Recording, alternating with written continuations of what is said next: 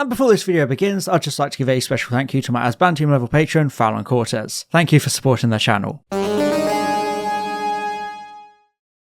The King is back. After 7 long years away, the Grand Moff has returned to Doctor Who to help shepherd in the new era. Now, there's no denying I had some big concerns about Series 14 after Space Babies and the Devil's Cord. It was a rocky, divisive start to the series, but now the Devil's Chad is here to make it all better. Yes, like I said, Steven Moffat is back with the gripping and intense episode Boom, which sees the Doctor trapped on a minefield in the middle of a war on a distant alien planet, as he's forced to save everyone without making a single wrong move. This story is a remarkable change in tone and structure to what we've had so far in the new era, but it's definitely the shot in the arm Series 14 needed to really get the ball rolling. Boom is a tour de force showing that Steven Moffat is still possibly the greatest ever writer in Doctor Who, pushing the 15th Doctor and Ruby to their limits and beyond in this gripping episode full of tension. But why exactly is this episode so good? And is it already the peak of Series 14? Well, as always, that's what I'm here to find out. So join me on a trip to war-torn Casterian 3 and mind your step,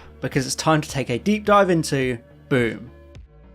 The episode opens with soldiers John Francis Vater and Carson returning from a patrol in pretty bad shape, wandering through this war-torn landscape. Honestly, it'll probably get lost in all the praise for the writing and acting of the episode, but visually, Boom is phenomenal. Julianne Robinson's direction is great, with so many excellent and gripping camera angles, but I especially want to draw your attention to the physical look and feel of the episode. Boom was filmed entirely in and around Bad Wolf Studios, meaning that everything we see is a set, there's no actual location filming. But you wouldn't know that because of how well made the episode is. The encampment is only on screen for about 81 seconds, according to Unleashed, but the production team made this incredibly detailed set that feels so real and lived in, with a delightful sense of authenticity about it. It took 4 weeks to build, and there are so many little intricate details, even though you don't see about 70% of the set. Putting such an effort into such a small brief location really shows how much you can achieve with Doctor Who even on a small scale. The crater at the centre of the action is all a set too, rather than Doctor Who's traditional muddy field or quarry. Much like the encampment, it thrives because of its attention to detail, using real gravel and all those small touches bring it to life in the ideal way, so it genuinely feels lived in and organic. But by far the biggest production achievement of Boom is the LED wall, which is much like the famous volume introduced for The Mandalorian.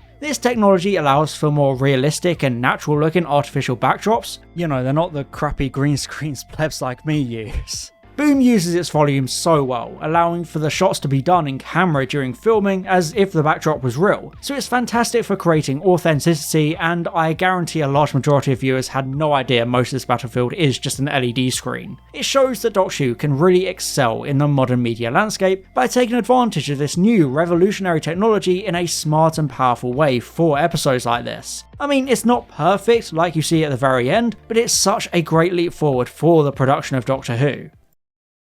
One of the most interesting pieces of world building Moffat wrote into his era as Doctor Who showrunner was the Church of the Papal Mainframe, which appeared throughout the 11th Doctor's era. This essentially took the medieval idea of militarised religion with ranks like bishops and clerics, and made it futuristic with sci-fi. It was a fascinating concept for the show, and Moffat revisits it here with the reintroduction of the Anglican Marines in the middle of this war on Casterian 3. Their costume design is impeccable, with the prominent clerical collars emphasising their nature as a religious organisation. I also like that they're using villain guard technology, another great nod to the past of Moffat's Doctor Who. These fabled weapon forges first mentioned during his very first official TV story, so it's a great callback and use of world building. This is the kind of stuff I've always wanted Doctor Who to do more of. There are so many established alien races, military organisations, companies, etc., that it enriches the universe to have them show up more and more to create this sense of cohesiveness and interconnectivity. The Anglican Marines and Villain Guard weaponry aren't used as key-jangling nostalgia bait. They actually make perfect sense and play important roles within the story, so I just think it's a great way of maintaining Doctor Who's wider ecosystem. However, in classic Anglican Marine fashion, both Vader and Carson get immediately annihilated at the start of the episode.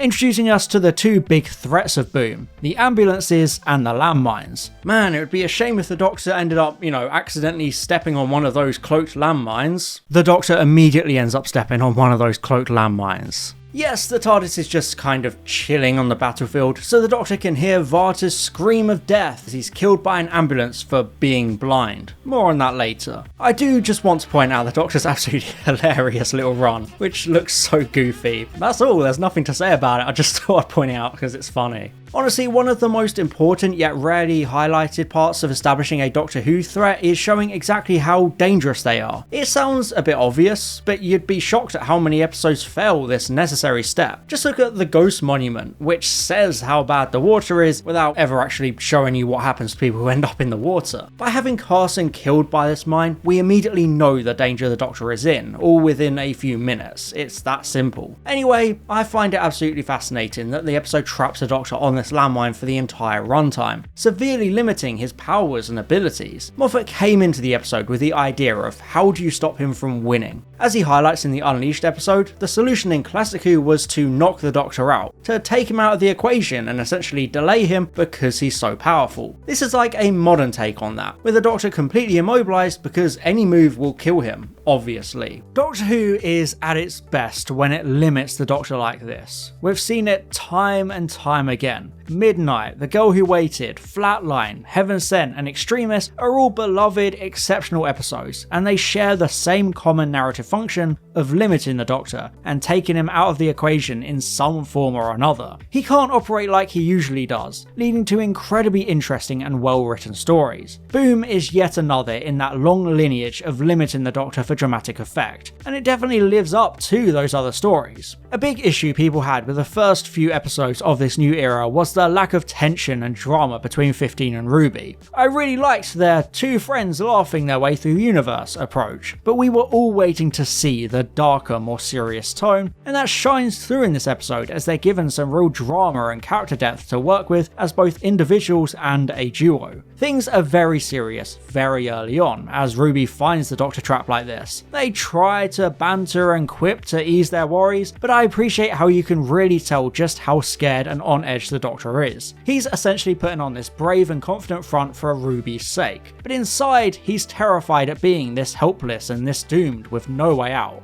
There's such great tension here and it's so well acted. And Ncuti Gatwa does such a great job showcasing the Doctor in this perilous situation, trying to guide Ruby and keep himself calm to stop the mine going off. But in the midst of all this fear and terror, there's a truly beautiful moment as the vacuum drones clear the smoke, opening up the landscape and horizon to show this beautiful alien vista. This is, of course, Ruby's first time on an alien world, and there's no better writer for this moment than Steven goddamn Moffat.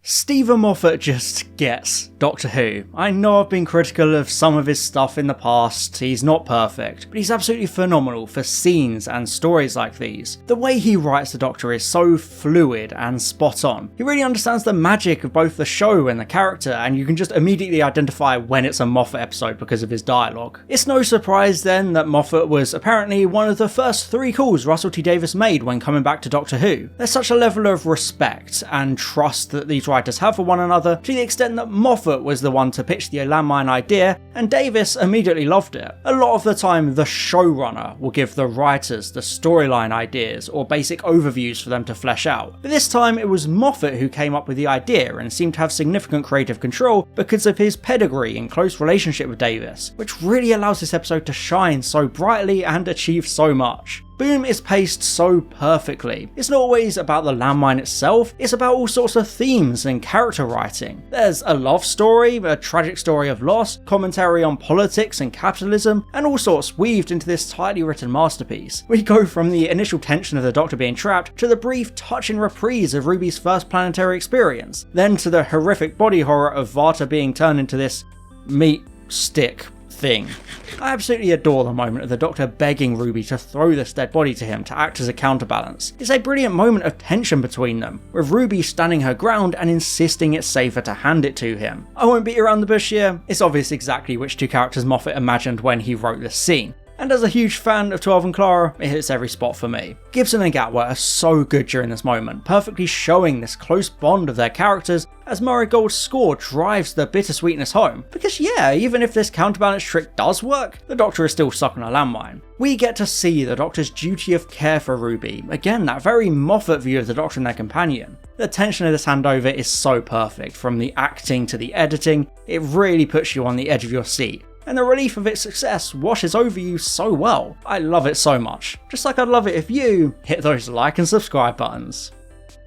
Of course, this meat stick is the body of John Francis Vater from the beginning of the episode, with a hologram AI interface happily chatting away to the Doctor whilst his real body is all compacted and smelted into this horrific canister of skin and body parts. Although rather awkwardly after talking to this dead guy, his daughter suddenly appears at the crater asking after him. Yeah, I'd hate to be in the Doctor and Ruby's position here. There's no good way to tell someone that their dad is dead and that you're holding onto his weird pepperami-fied remains. Indeed, this young girl is Splice, the plucky and persistent daughter of Vater, who is probably the only real weak point of this episode. It's like the part was written for someone much younger, but then they cast someone too old for the kind of dialogue she has to deliver. And of course, just in a general rule, child acting will always be very hit or miss. However, I do love the moment as the Doctor tries desperately to distract Splice from finding out her dad is dead, with him and Ruby trying to make this small talk because they can't bear to drop this bombshell on her. Again, Gatwa and Gibson's acting is so good here. There are loads of subtle facial expressions and line deliveries. It's such a great scene made by the writing and performances, showing so much humanity within our main duo as they struggle with what to do in such a situation. It's easy for them to almost dehumanize Vater in their minds because they've never seen him alive. To them, he's just a meat stick and a Star Wars hologram, but Splice arriving and begging to see him is a stark reminder of the real person that died, the man that can't come back to see his little girl again, and it's something the Doctor and Ruby aren't ready to face themselves. Again, like I mentioned, the story isn't just about the landmine. There are all these side stories, themes and character beats happening around it, and that helps the episode flow so well. It flies by despite being such a basic premise. Yes, to further complicate things, the Doctor is accosted by Mundi Flynn, who is played by Virada Setu. Never heard of her, I doubt she'll ever be important. Jokes aside, this was a fantastic twist, although I personally didn't even recognise her in this episode, so I only realised afterwards. Virada was announced as the Series 15 companion back in April, so it was a very well kept secret that she'd show up this early and seemingly in a completely unrelated role. There's obviously two likelihoods here. The first possibility is a Freema Agyeman situation, where she was only supposed to be this one supporting actor, but impressed the team so much they got her in as a full-time role, and just hand-waved away the repeat casting. The second is a Jenna Coleman situation, where the shock early appearance is part of the plan, like we saw with the Clara echoes. Both Davis and Moffat are playing very coy about this, so we have no idea either way, and that's pretty exciting in my eyes. All they've said on the matter is that there is a plan, so it's another great wrinkle to keep you invested as everything unfolds. Mundi is an interesting character. She's very much the gun-toting, straight-laced military figure serving almost like antagonistic foil for the Doctor to clash with. Something we haven't yet had in this era since the 15th Doctor's enemies have been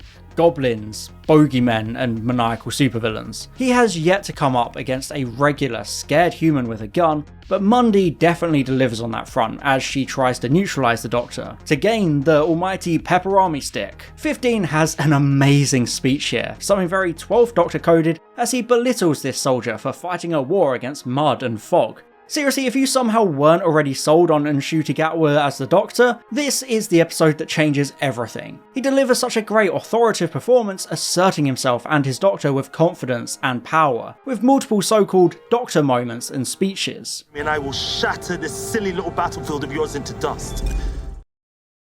Mundi's attempts to neutralise the Doctor summons the sinister yet lovably goofy ambulance. Yeah, this rickety little machine is so Doctor Who coded, it's perfect. And again, we saw the threat this thing poses right at the start of the episode. So when it rocks up trying to turn the Doctor into a patient, there's a new layer of tension, especially now that we know the Doctor triggering the landmine would blow up half the planet because of how it works. This is a real, tense action scene halfway through the episode, helping to keep the pace moving along nicely and keeping things gripping, because there are more and more things to keep track of and for the Doctor to overcome. In a clever move, Ruby tries to distract the ambulance by shooting a gun in the air, since the ambulance detects any combat, with Mundy insisting she needs to have even a slight injury, otherwise the distraction won't work. It seems like a foolproof plan. Doctor 101, Ruby ready to save the day. But then the episode takes a sharp turn and ascends even further into perfection as Mundy's love interest Canterbury runs in and sees this out of context scene, shooting Ruby to protect his fellow Marine. The entire tone of the scene drops instantly, the music swelling and the camera going into slow motion as we see Ruby's lifeless body fall back into the crater. I love how they do this, emphasising the helplessness of the Doctor as he can only watch in horror at his companion dying. He literally can't do anything, he can't run up to her, he can't cradle her in his arms.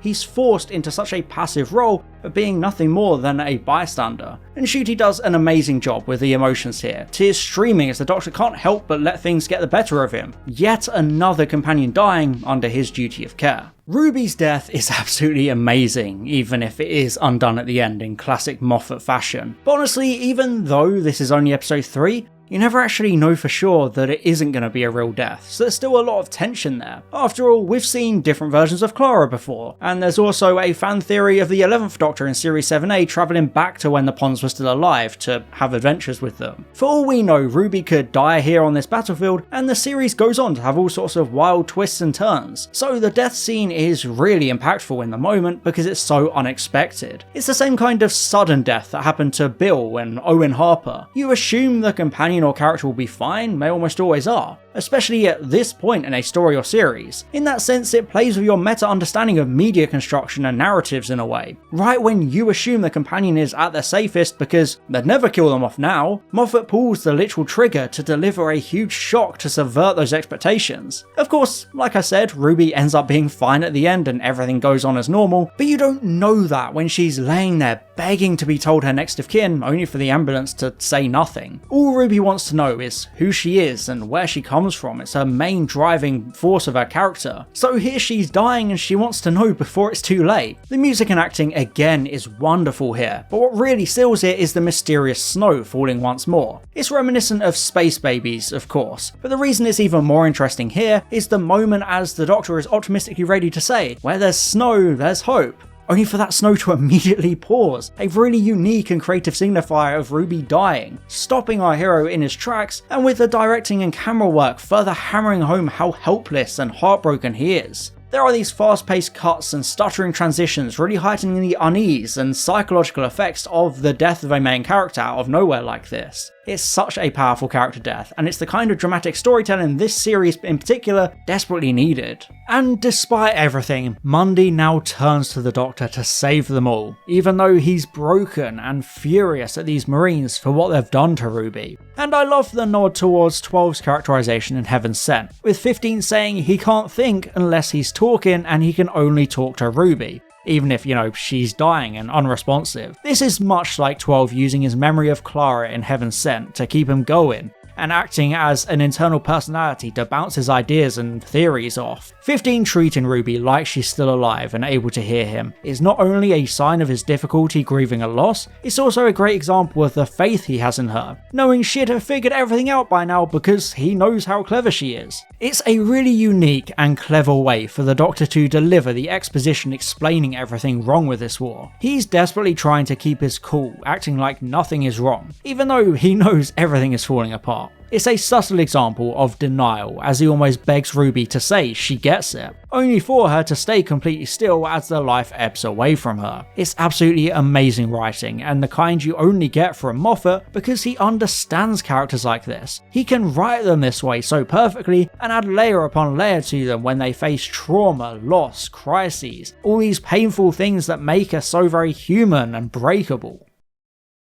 The big twist of Boom is that there is no war, there are no Castarians. This whole time the Church has declared war on an empty planet and are fighting their own hardware which is designed to make them buy more and more. And this brings me to the reason the Anglicans are the perfect military unit for this episode. As Moffat said in an interview with Hollywood Reporter, he needed people who could operate with that degree of faith that a monster they couldn't see existed. the Anglicans' stubborn faith stops them from realising the truth. I mean, hell, we literally have an Anglican Marine with a blindfold on, which is a clear piece of symbolism for this theme about them being blinded to the truth of their fake war they're too faithful to question. Which is clear symbolism for this theme about them being blinded to the truth of their fake war they're too faithful to question. I do like how we have this twist, which is somewhat similar to the excellent twist at the end of The Doctor's Daughter, where a conflict spanning generations had actually only been going on for a single week, with so many people dying and so many soldiers being created that a whole creation myth was born through speculation and blind faith. Of course, Boom takes a bit of a different approach here, instead using the idea of a fake war to launch a scathing criticism of capitalism and the weapons trade,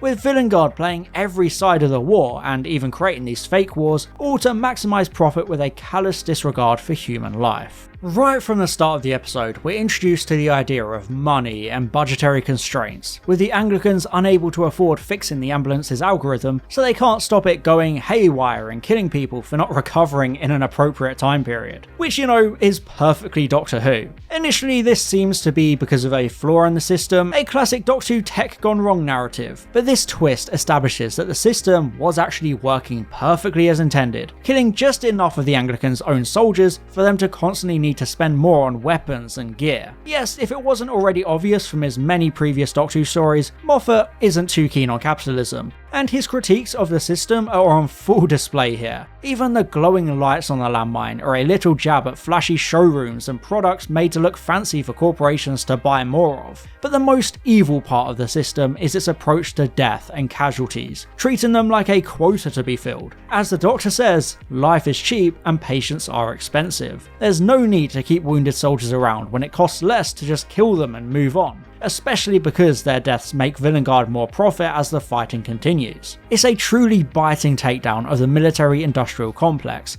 and the exact kind of sci-fi storytelling Doctor Who has always been good at. From Oxygen to the Sunmakers, the show has always revelled in these kinds of political narratives, using that sci-fi genre as a backdrop and a narrative vehicle. Boom manages to get it perfectly right, threading that political commentary needle and delivering its message whilst also providing us with a gripping and thrilling episode regardless. Another great, albeit smaller takedown Moffat does in Boom is the idea of sending thoughts and prayers. Indeed, this phrase uttered by the impassive Susan Twist ambulances is a direct reference to the recurring words of support people offer after tragedies and mass death. In the Hollywood Reporter interview, Moffat voiced his absolute disdain for this kind of response to tragedy. He claims it's useless information that's disrespectful and emotionless. Like he says, say something useful or do something useful. The whole thoughts and prayers thing has been mocked endlessly and relentlessly over the years for how redundant and, well, pointless it really is. So I think Moffat uses it in quite a clever way here, slipping in that commentary by pointing out how cold and detached those three words really are, because they feel so stock and lifeless.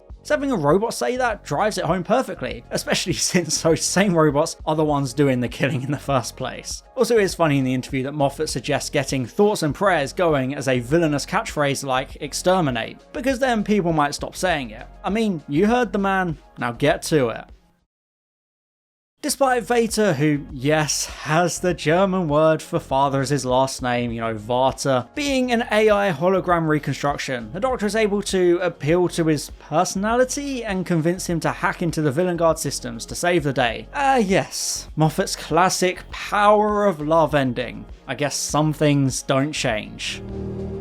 Moffat never changes.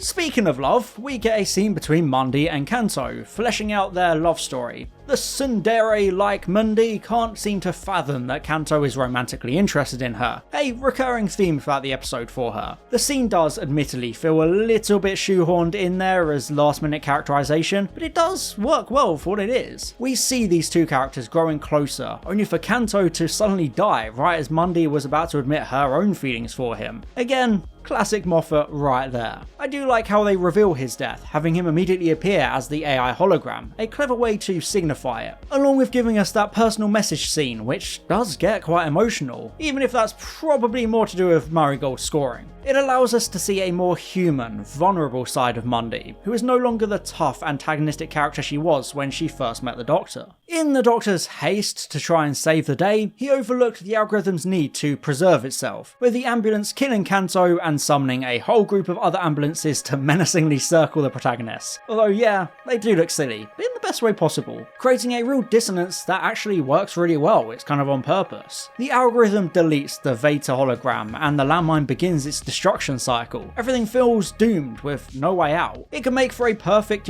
first part cliffhanger. Mundy gives up, understanding the reality that even trying to run wouldn't work because they'd die from the blast anyway. And even the Doctor seems more hopeless than ever, apologising for Ruby with what he expects to be his final words. It builds a brilliantly pessimistic and intense climactic atmosphere where you genuinely don't know how the protagonist will survive. Every attempt at solving the crisis has resulted in failure, with 2 of them dead and the dad AI deleted, so the whole climax feels so oppressive, it's beautifully tense. However, at the very last minute, the power of love prevails, with dad AI successfully hacking the system anyway and fixing everything. It does feel a little bit convenient, but I don't think it's a bad ending. It works just fine for what it is. It's not like Ruby being resurrected is cheap and undeserved. The characters have to go through a lot of trauma and grief to get there, so her being revived is actually satisfying and rewarding, along with her mind being disabled without there being too much mental gymnastics involved. The very setup and driving force of the episode makes any ending difficult to land, but I think the climax works well for what it is. I think the ending also succeeds, again, because of the performances of Gatwa and Gibson. Their reunion feels so touching and sweet, 15 back to his gleeful, optimistic and joyful self. Again, it feels earned. It's that satisfying release after all the tension and difficult times. They earn that alien sunrise, even if it does look a bit iffy. It's a beautiful shot in concept, I just think the budget and visual direction lets it down because it feels a little bit too colourful and flat because of the volume, so it doesn't match everything else in the shot. That's just a nitpick, honestly. It's a really nice epilogue, the Doctor already eager to move on like he always does. I really liked the scene between him and Splice about her dad. She shows a very mature response to death, understanding that whilst her dad is dead,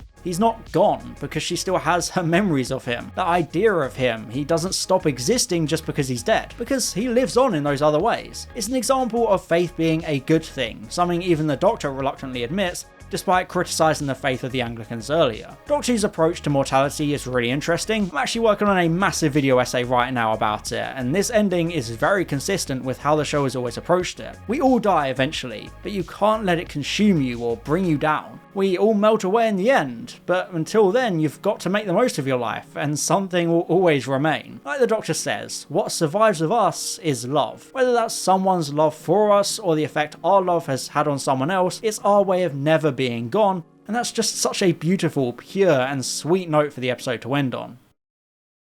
Boom is phenomenal. I feel like I can't say it enough. It's a truly masterclass example of Doctor Who at its very best. Moffat wanted a big idea that stands on its own 2 feet and could be a movie. As he says in Unleashed, the Doctor himself is such a massive idea that he has to walk into a situation bigger and more interesting than he is. And Boom absolutely delivers on that front. We see the Doctor limited and immobilised in such an interesting way as this landmine prevents him from doing all the things he's so used to doing in order to save the day. He's put in this impossible position, and the script really lingers on that and explores it, fleshing out just how this is affecting the Doctor and Ruby on a character level. In that same episode of Unleashed, Russell T Davies also explained that a key ingredient of Doctor Who is death, because it creates visceral jeopardy. And that's exactly what makes Boom work so well. The threat of death constantly lingers within this amazingly visualised crater, with so much incredible tension and a rich atmosphere permeating throughout this entire episode, with sudden deaths happening out of nowhere. Within just 45 minutes, Moffat achieves so much. There's the unique limitation of the Doctor being trapped, the scathing critique of military arms dealing, the put down of thoughts and prayers, a tragic love story, and the loss of a father. It's such a thematically rich and detailed episode that even finds time to slip in some great world building. I don't think it would at all surprise you to find out that Boom gets a prestigious, shining S rank.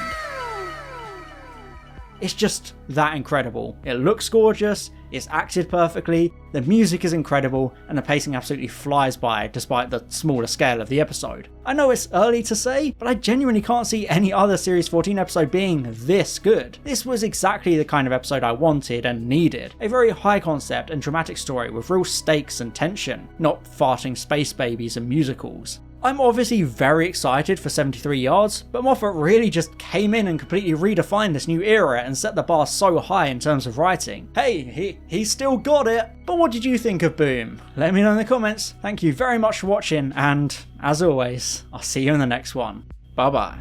And I'd just like to give an extra special thank you to my Asbantium level patron Fallon Cortez, my Diamond level patron Glenna Clark, my Platinum level patrons Matthew Burns and Maximilian Foreman, and all my Gold level patrons Chris Douglas, Daniel Shillito, Francois AK Line Vortex, Lee Marie Farrell, Thomas R, and Thomas Price. Thank you so much for your support.